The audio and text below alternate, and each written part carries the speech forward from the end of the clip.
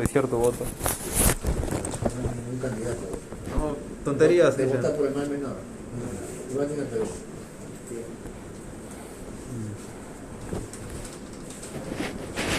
Hoy sí voy a viciarlo.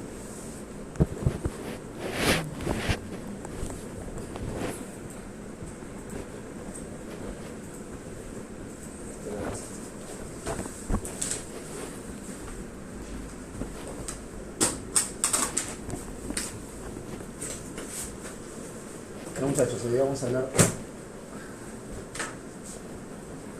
de hipertensión portal y encefalopatía hepática.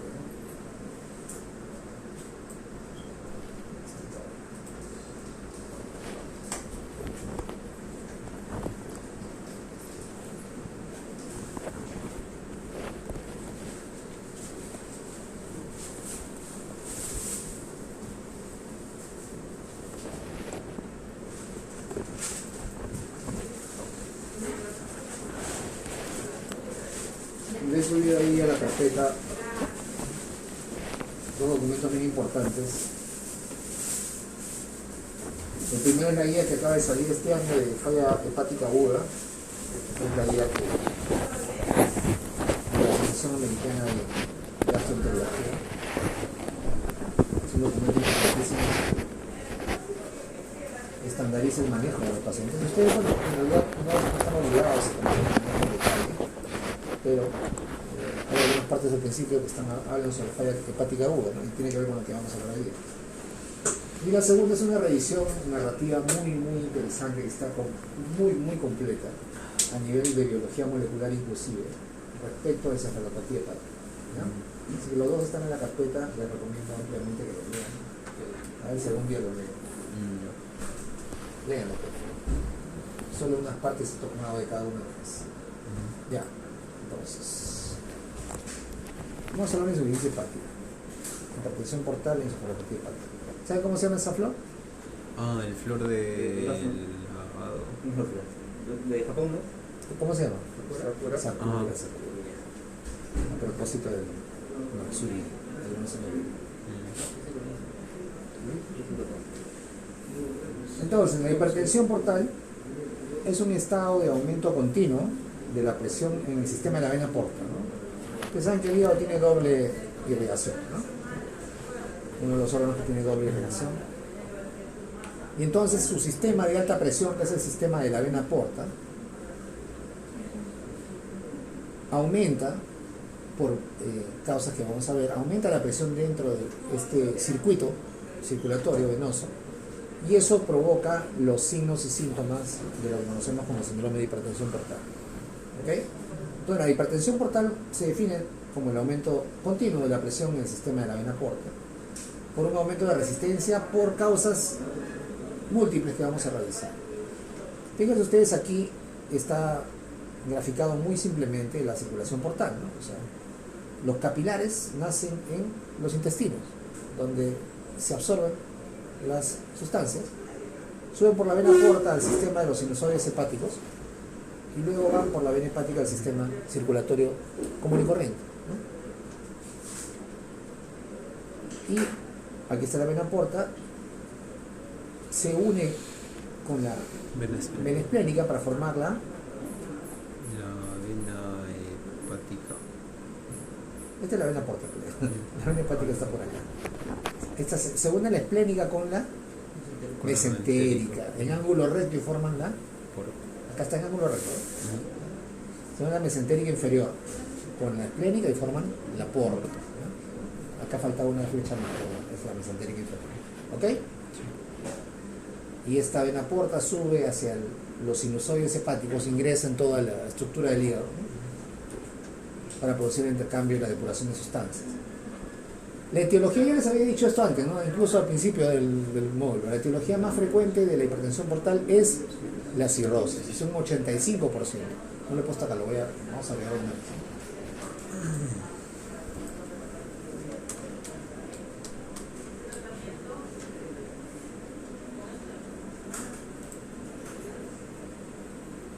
De un 85% es la cirrosis. ¿Hay otras causas de hipertensión portal? Sí, hay otras causas, pero de esas no vamos a hablar ahora, ¿no?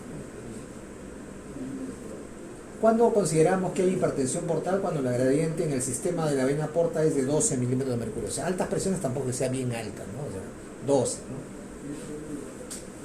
Y esto es importante porque esta presión se transmite a la circulación venosa general. Ustedes saben que entre la vena cava inferior y la aurícula derecha no hay prácticamente ningún impedimento. Entonces, la presión de la vena cava inferior es más o menos la presión de la aurícula. Cero, ¿no, doctor? No, 4, 5, ¿no? Por encima de 5 ya es anormal. Entonces, estamos hablando acá de 12, ya es bastante. Sí. ¿Por qué 12? Porque a partir de 12 se empiezan a presentar todos los signos clínicos de la hipertensión portal, ascitis, ¿no? Irritación yugular, etc. Entonces, datos importantes. La etiología más frecuente es la cirrosis y se considera gradiente significativa porque produce ya manifestaciones clínicas a partir de 12 milímetros de mercurio de presión en el sistema de la vena porta. Este gráfico está muy bueno, o sea, la gente a veces trae cosas muy buenas. Y este gráfico combina la etiología, la localización de la causa de la hipertensión portal y la manifestación clínica, lo cual está muy bueno. Ahora, es mejor decir,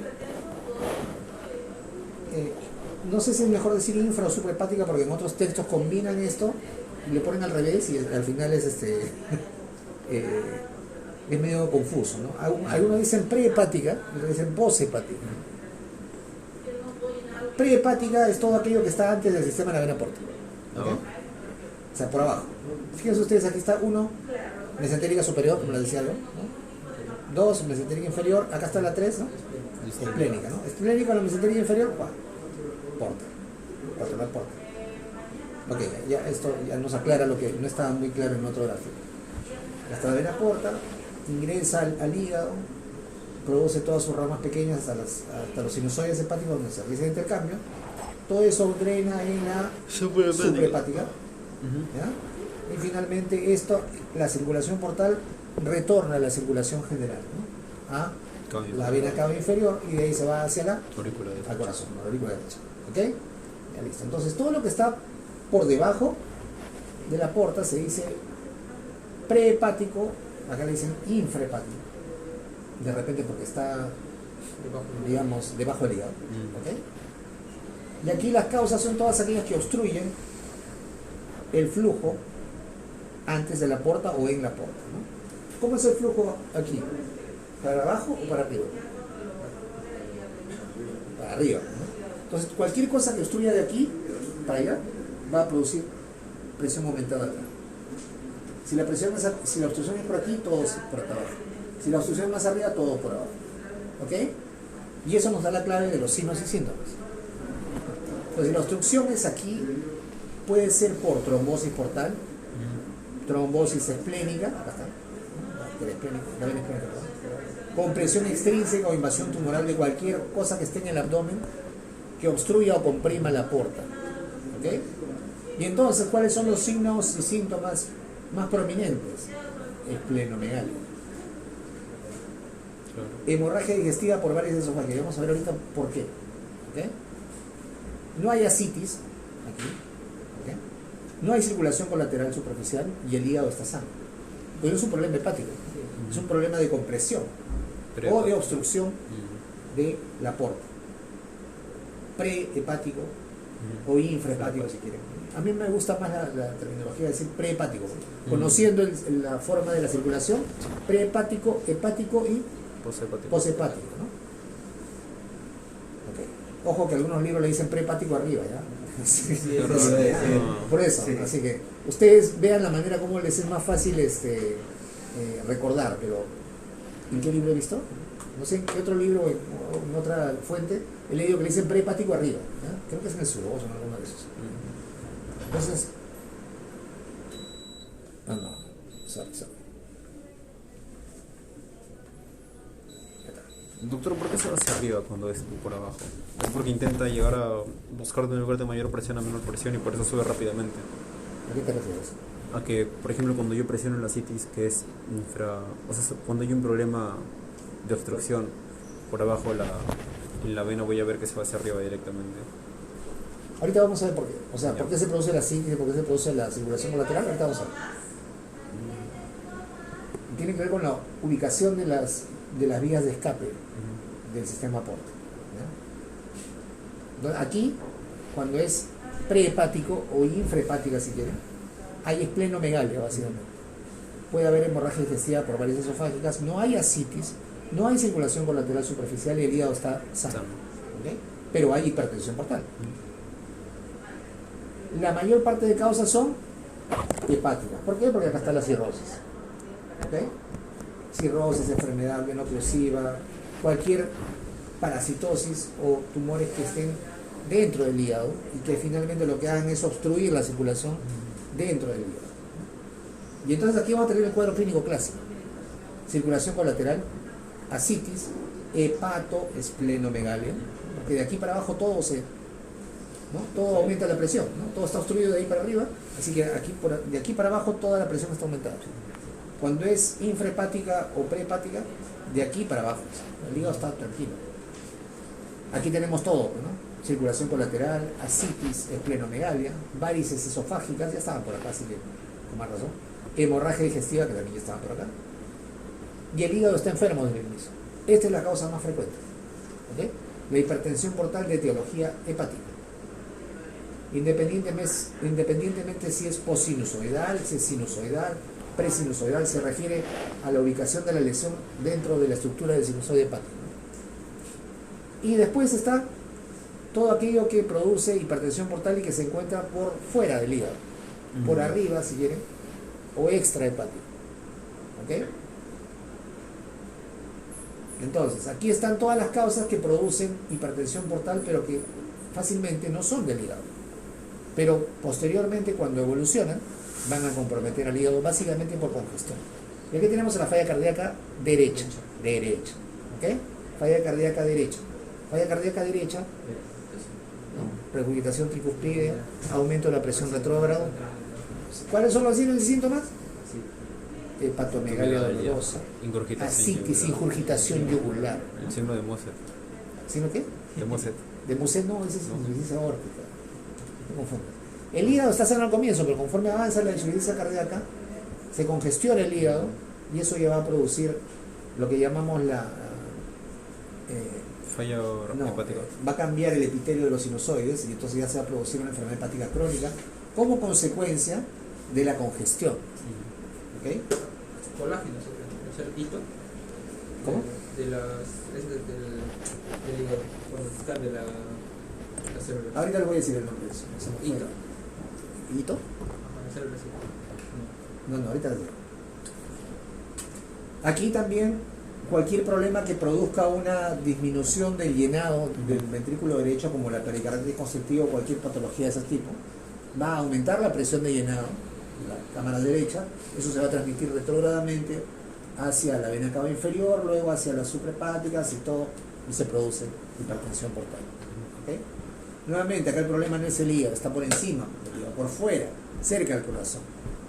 Insuficiencia cardíaca derecha, pericarditis constrictiva. Y la causa más cercana al hígado va a ser la trombosis de la vena suprahepática, que tiene un nombre especial, que se llama síndrome de Budd-Chiari. Eso lo deben haber dicho en la clase, ¿no? La trombosis de la suprahepática aquí, ¿no? Aquí se trombosa, pum, de aquí para abajo todo. ¿Ok? Listo. Entonces, la etiología de la cirrosis, perdón, de la hipertensión portal, puede ser lesiones que produzcan obstrucción al flujo por debajo del hígado, infrahepática o prehepática, dentro del hígado, hepática, y por encima del hígado, suprahepática, o por fuera, ¿no? Posthepática. Ya depende de ustedes cómo lo quieren llamar, ¿no? Pero acuérdense que para mí, desde el punto de vista de la circulación, es más fácil recordar de abajo hacia arriba. Infra, hepático, suprahepático. ¿Ok? Sí. Cuidado que le dicen al revés en otros libros. Pero el hepático nunca cambia, así que eso no hay muy duro. ¿Cuáles son las manifestaciones clínicas? Bueno, son variadas, ¿no? Dependiendo de dónde está la obstrucción, pero vamos a hablar de las más importantes y vamos a entender por qué se produce. Vamos a hablar de las varices gastroesofágicas, de la citis, de la esplenomegalia, de la encefalopatía hepática. Es al final la otra parte importante de esta presentación. Y fíjense ustedes dónde está la circulación. Miren, esta es la 8, que es la vena porta, ¿ok? ya desde antes o desde el inicio o del origen de la porta salen fibras, o salen fibras, no, salen venas, ¿no?, que drenan hacia esta red que se encuentra en la unión gastroesofágica. Esta es la razón por la cual basta una obstrucción a este nivel para que ya se produzcan varices esofágicas. Lo mismo de la vena esplénica. Desde prácticamente el origen de la esplénica están saliendo ramas hacia las venas o el plexo venoso de la unión gastroesofágica.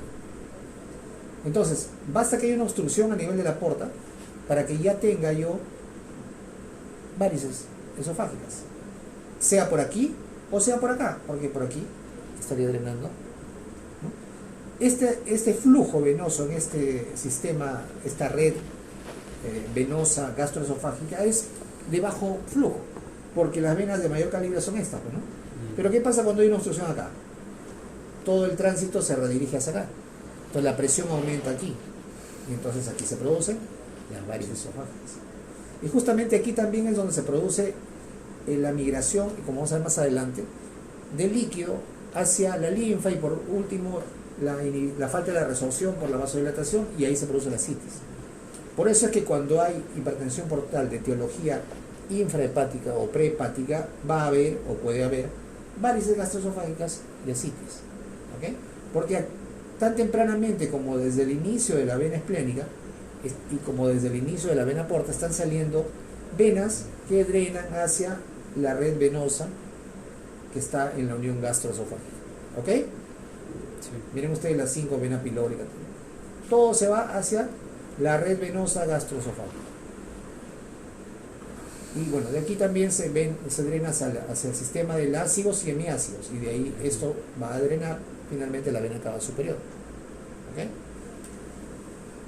Esa es la manera como escapa de la porta y de la vena cava inferior. Entonces, si hay una obstrucción aquí, todo se drena para arriba, ¿ok? Eso también explica por qué no hay circulación en colateral importante en la obstrucción de la en las causas prehepáticas o las causas infrahepáticas de la hipertensión portal, porque no compromete la vena cava inferior, ¿okay? El sistema venoso portal, como dice aquí, carece de válvulas, por lo que facilita el flujo retrógrado del sistema porta de presión elevada a la circulación venosa sistémica, que es la vena cava, ¿no? El flujo colateral se produce cuando existe, se producen las venas rectales que no se ven aquí, que están más abajo, producen hemorroides, en la unión gastroesofágica que estamos viendo aquí, produce varices esofágicas, en el espacio retroperitoneal va a producir ascitis, y el ligamento falciforme del hígado, es ahí donde se producen en la circulación colateral periumbilical, ¿ok? Acá solamente estamos viendo la unión gastroesofágica. Y entonces, miren ustedes, esta es la fisiopatología de las diversas manifestaciones clínicas de la obstrucción de la vena porta. Esta es una fisiopatología general, ¿no? O sea, va a ser un poco distinto dependiendo del lugar de la obstrucción, como ya hemos visto. Va a haber circulación colateral en ácidos que depende de la vena cava superior. Acá está. Y circulación colateral umbilical que depende de la vena cava inferior. Cuando la obstrucción es prehepática, no está comprometido el sistema de la vena cava inferior. Por eso no hay circulación colateral. Seguimos. En el hígado, el aumento de la presión va a producir disminución del aporte de oxígeno, disminución de la regeneración celular. El aumento de la presión va a disminuir la presión del flujo hepatófugo, o sea, del flujo que sale del hígado.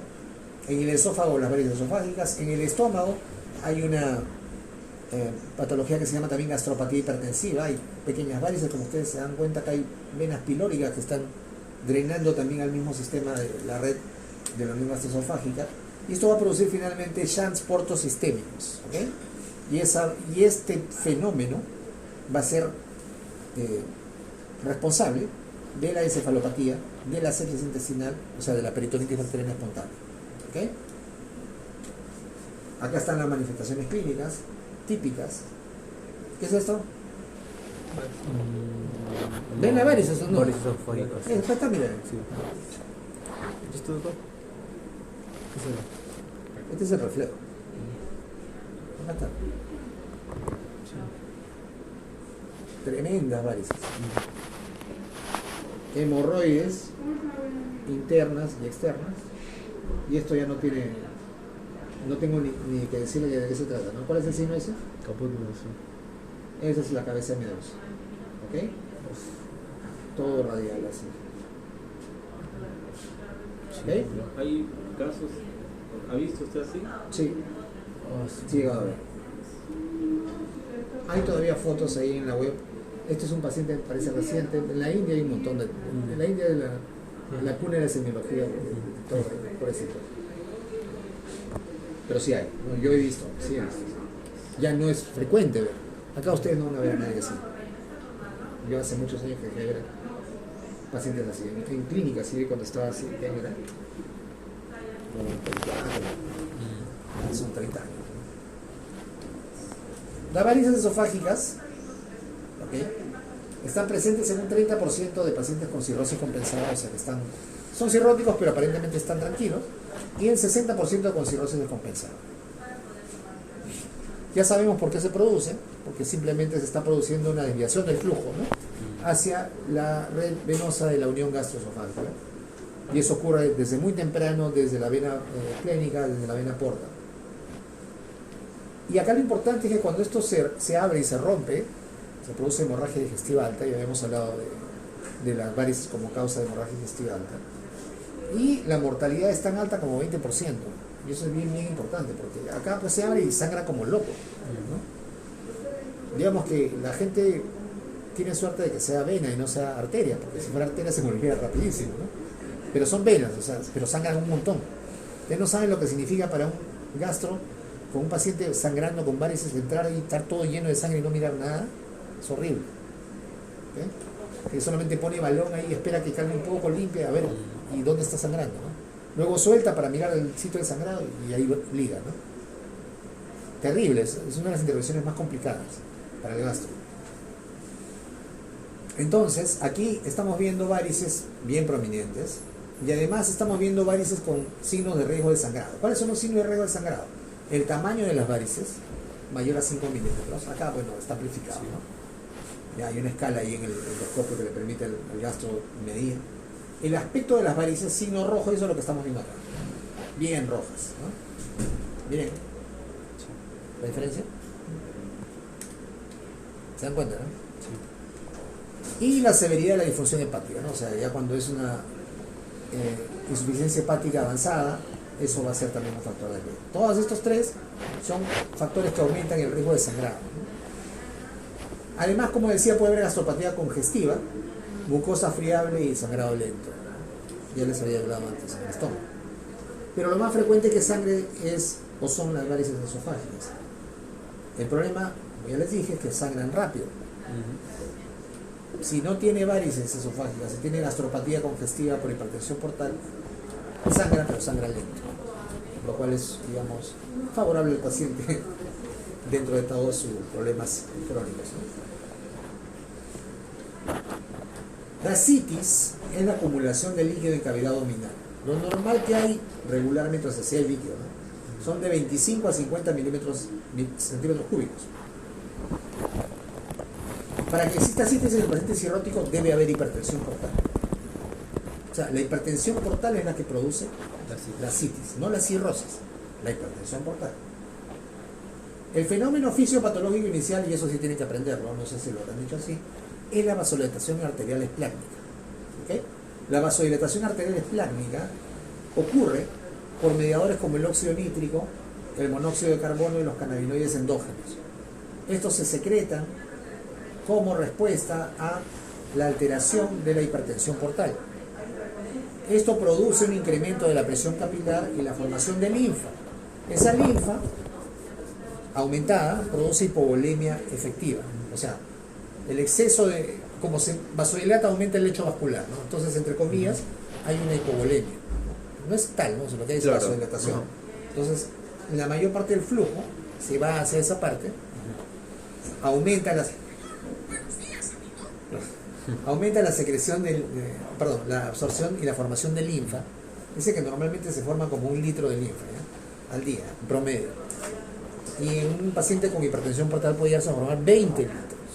Entonces imaginen la cantidad brutal de linfa que se está produciendo. Entonces eso es exceso y es un momento en el cual ya sobrepasa la presión de contención de los vasos linfáticos y eso es lo que drena.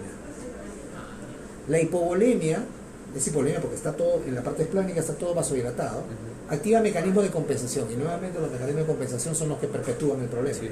Aumenta el gasto cardíaco porque yo estoy hipovolémico, entre comillas, ¿no? Aumenta la secreción de vasoconstrictores, sistema nervioso simpático, sistema renina-angiotensina-aldosterona, retención renal de sodio, activación de la hormona antidiurética que altera la excreción de agua libre y retiene más sodio.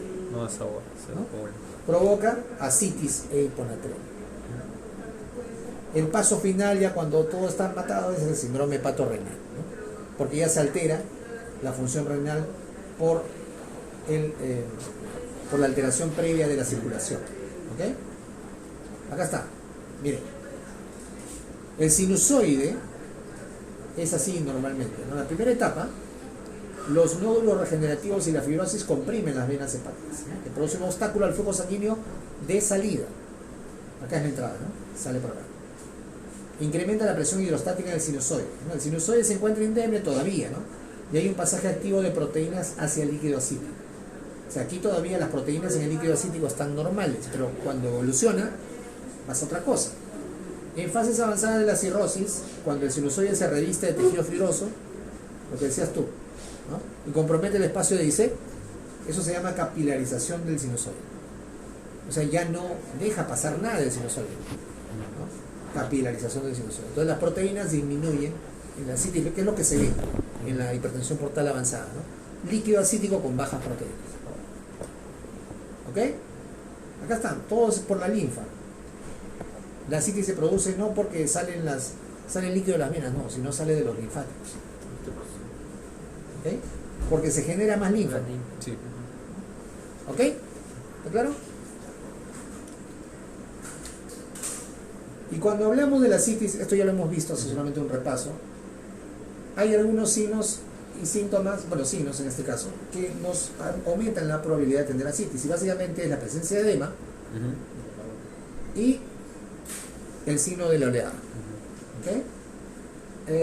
La matidez desplazable no aumenta significativamente, o sea, obviamente nos sugiere, pero 2.3 del R positivo es mucho, pues, ¿no?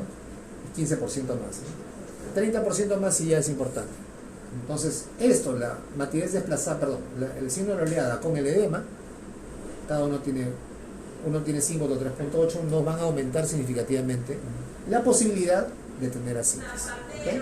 Y la ausencia de edema, más bien, sí nos aleja la posibilidad de que haya ascitis.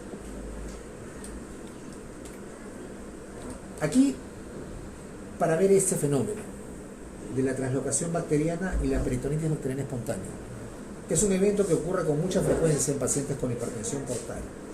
La hipomotilidad intestinal y los fenómenos proinflamatorios locales producen desequilibrio en la flora bacteriana, alteración de la integridad de la barrera epitelial intestinal y disminución del sistema inmunitario local y sistémico. Esto produce translocación.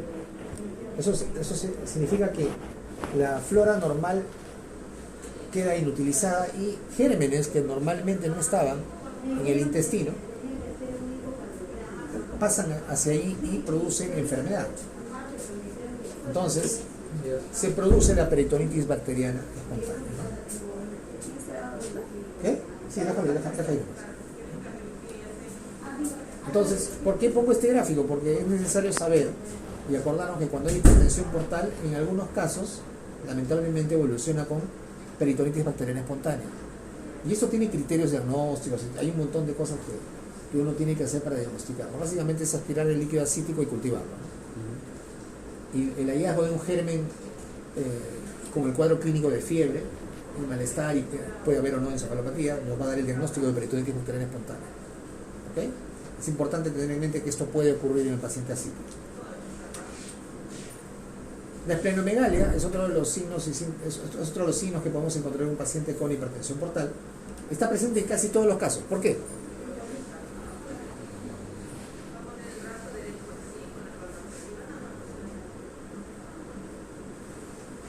Hay una sección de la propia extensa. porta. ¿Cómo se llama? Prepática.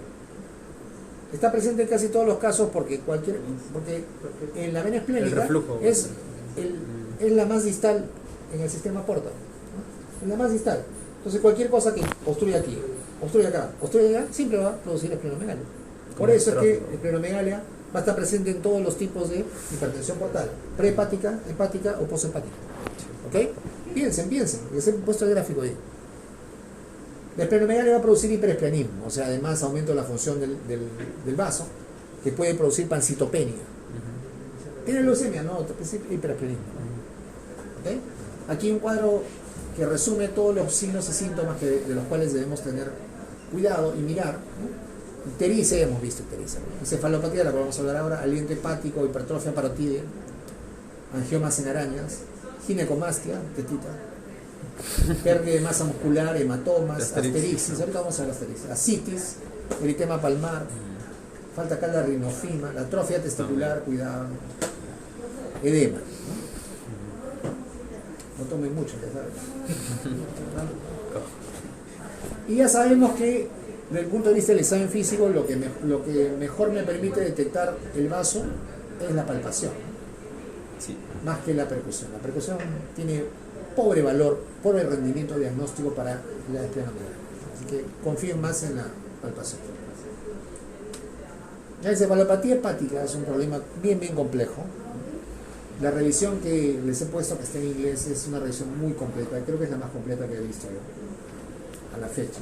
Y está completamente explicado a nivel molecular. Ya si quieren saltear en la parte molecular, que puede ser un poco compleja. Pero ahí está todo. Así que lo que ven aquí es solamente un resumen de lo que está en ese artículo.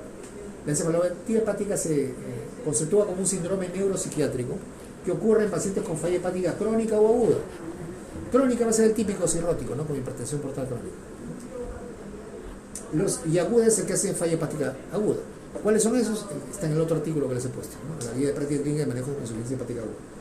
Los síntomas de la encefalopatía hepática comprenden alteraciones cognitivas y motoras finas. Ahorita vamos a ver qué tipo.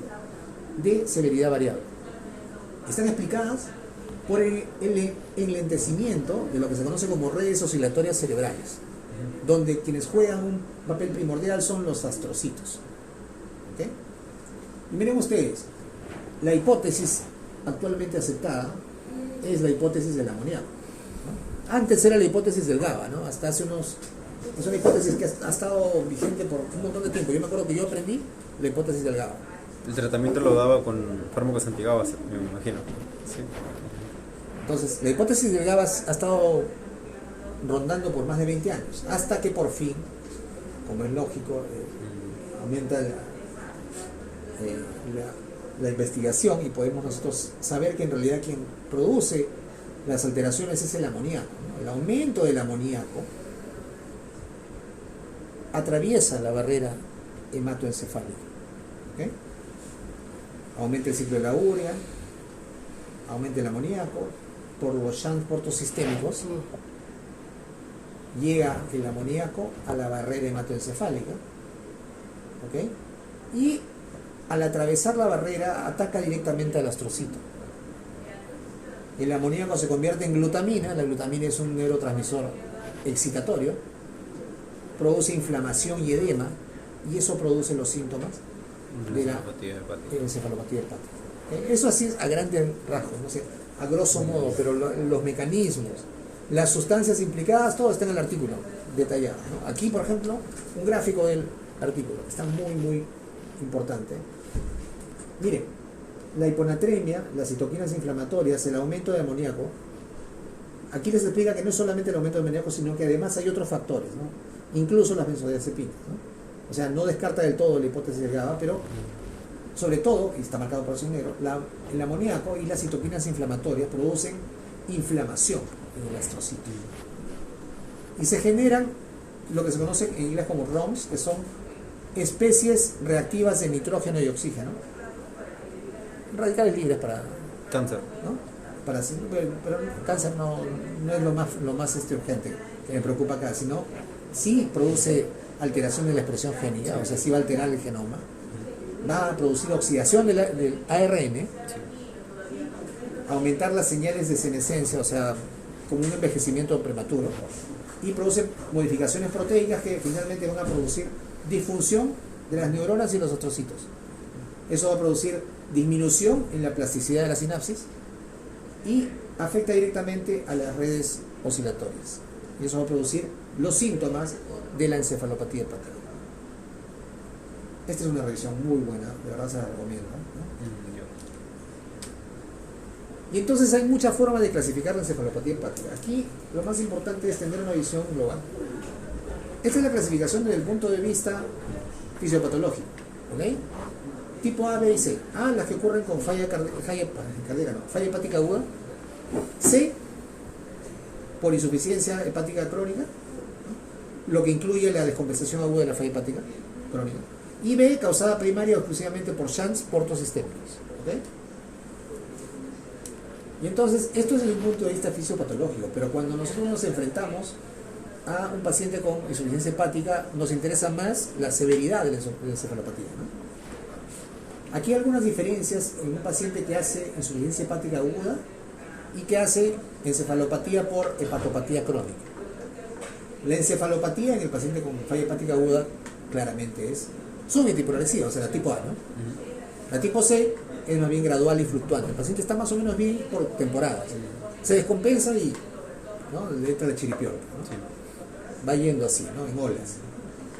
Hay edema cerebral rápido en la insuficiencia hepática aguda, no lo hay en la encefalopatía crónica. Casi no hay shunt portosistémico porque es agudo, ¿no? En la portosistémica o en la crónica sí hay.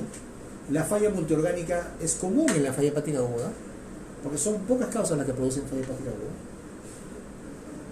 El pronóstico es malo en la falla hepática aguda. En la falla crónica, bueno, no es que sea bueno, ¿no? O sea, en todo caso no es tan malo como el de la falla hepática aguda, ¿no? La falla hepática aguda los puede matar. Sí. Yo no sé si ustedes escuchan música de los 80, pero en los 80 salió un grupo que se llama Indochine, que todavía existe. Que Francés. son los franceses. El gemelo de Nicolas Sirkis, Stefan, murió por una hepatitis viral fulminante a los 33 años. ¿Por qué? ¿Drogas? No, No, simplemente... hepatitis viral. Uno entre 10.000 o 100.000. Tipo de... Entonces murió su gemelo a los 90. Así que esto es cosa seria, ¿no? En la encefalopatía hepática hay alteraciones tanto mentales como neuromusculares, ¿ok? Las mentales pueden ser de la conciencia, como trastorno del sueño, hipersomnio, inversión del ritmo de sueño, disminución de movimientos espontáneos, apatía. Mira, hay un montón. Todo el cuadro clínico es bien complejo. De la personalidad, euforia, depresión no justificada, agresividad, irritabilidad y pérdida de responsabilidad familiar y deterioro intelectual. Desde pequeñas alteraciones hasta un estado confusional grave y apraxia construccional. Eso se evalúa con esta prueba que es la PHES, una de las tantas pruebas que evalúan la encefalopatía hepática. Este es uno de los estándares reconocidos. Y las alteraciones neuromusculares a la cabeza, lo que todos conocemos, que es el flapping, ¿no?, o las terixis. Además puede haber signos extrapiramidales que nos recuerdan a qué enfermedad. Hipertonía y signo de rueda dentada. ¿ACV? No. Hipertonía, signo de rueda dentada.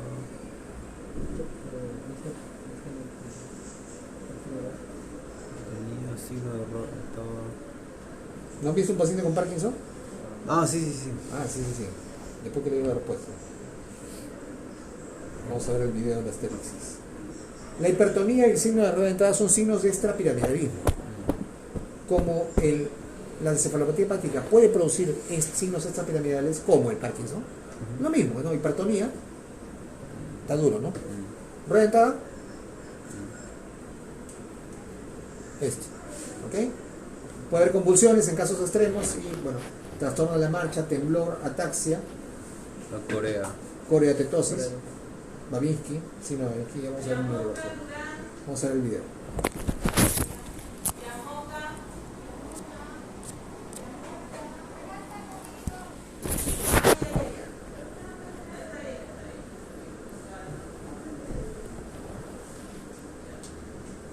Acá está. Vamos a ver el flapping.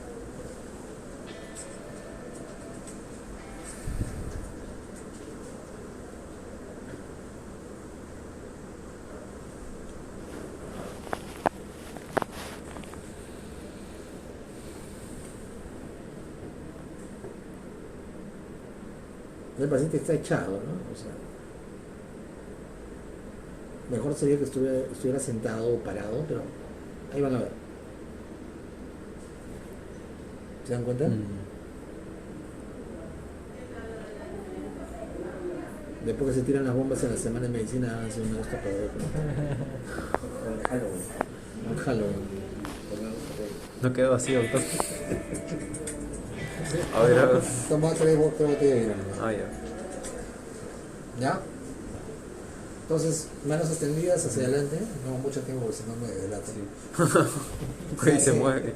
Se hace la maniobra, ¿no? Y luego se suelta para ver si hay flaco. ¿Ok?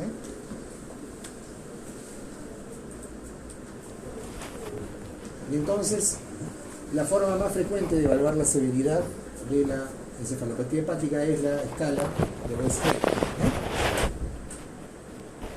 ¿no? Donde tenemos el grado 1 al grado 4, ¿no? Lo que es subclínico o grado 0 en realidad es un agregado. La escala propiamente dicha de West-Helen es del 1 al 4. En el 1 hay confusión leve, temblor fino, asterixis. En el grado 2 hay somnolencia, asterixis, disartia, reflejo de succión, ¿no? En el grado 3 ya estamos con una alteración importante del estado mental. Está somnoliento, confuso, lenguaje incomprensible, así como terminan después de la semana de medicina. Hay hiperreflexia, babisquia, mioclonías, hiperventilación, y el grado 4 es coma. Ahí estamos con postura de aceleración y otras cosas más. Hay un paciente que existe lo que se llama encefalopatía mínima, ese es el término que utilizan las guías actuales, está en la revisión que les he pasado, donde el paciente clínicamente no parece que tuviera nada, pero nosotros le hacemos, o sea, clínicamente significa el examen, ¿no? Nosotros le hacemos las pruebas, así como la que les he mostrado la PHS, y encontramos ya anomalías, ¿no? O sea, el examen es normal, pero ya hay deterioro en el desempeño de su trabajo. Puede haber el deterioro en la ejecución de pruebas psicomotoras o dibujo de figuras, por eso se hace la prueba de PHS. Y esta infografía es muy, muy importante, muy interesante, porque relaciona los criterios de West-Helen, ¿no? Este es lo que decimos subclínico, ¿no? Sí. No hay signos clínicos, pero ya tiene psicometría normal, y del 1 al 4 los conocidos, con otros términos que se utilizan frecuentemente en la literatura. Encefalopatía hepática encubierta, que incluiría la mínima y el grado 1 de West-Helen, y ya la completamente descubierta o evidente a partir del grado 2. Otra clasificación dice encefalopatía hepática de grado bajo o de bajo grado, que sería hasta el grado 2 de West-Helen, y de alto grado del 3 y 4, básicamente. De grado 2 no necesitan hospitalización.